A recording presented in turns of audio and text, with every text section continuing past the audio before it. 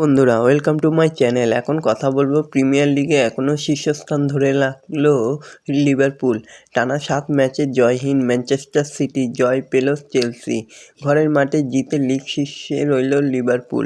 English premier লিগে 13 ম্যাচে 34 point তুলে নিল তারা। গোল করলেন কডি এবং মোহাম্মদ সালাহ।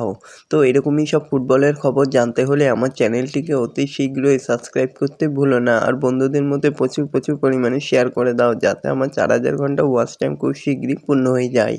আর চ্যানেলটিকে অতি শীঘ্রই লাইক, কমেন্ট এবং সাবস্ক্রাইব করতে ভুলো না। তো বন্ধুরা, শুরু হয়ে গেল প্রিমিয়ার লিগ, যেখানে সব ধরনের প্রতিযোগিতা মিলিয়ে ম্যানচেস্টার সিটি টানা 7টি ম্যাচে জয় পেল না। রবিবার লিভারপুলের বিরুদ্ধে হেরে গেল পেপ গুয়ার্দিওলার দল। ঘরের মাঠে জিতে লিগ শীর্ষে রইল লিভারপুল। ইংলিশ প্রিমিয়ার লিগে 13 ম্যাচে 34 পয়েন্ট তুলে নিল তারা। গোল করলেন কবি গ্যাকপো এবং মোহাম্মদ সালাহ। রবিবার লিভারপুলের লিগ শীর্ষে থেকে খেলতে নেমেছিল, কিন্তু প্রিমিয়ার লিগে টানা 3টি ম্যাচ হেরে খেলতে নেমেছিল ম্যানচেস্টার সিটি। লিভারপুলকে ঘরের মাঠে হারানোর কাজটা কঠিন ছিল। হারতে মানসিকভাবেই পিছিয়ে পড়া ম্যানচেস্টার সিটির পক্ষে কাজটা খুব কঠিন ছিল, আর লিভারপুল প্রথম থেকে আক্রমণাত্মক খেলছিল।